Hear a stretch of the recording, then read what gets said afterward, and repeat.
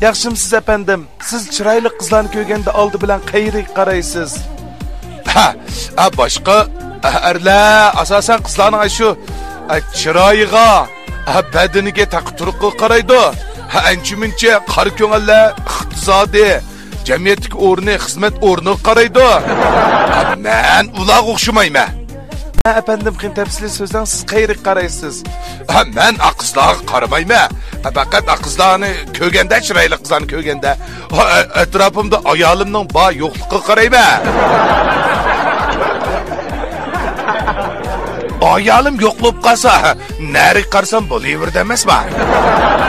Ayolim bor vaqtda qizlar qarash, joyizanda tamak chekkandek ishqu.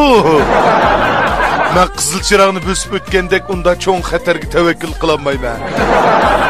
Şuna erlerge deydiğinim, qizlar qarashdan burun atrofingizga qarab beqinglar, ayolinglar bormi, yo'qmi?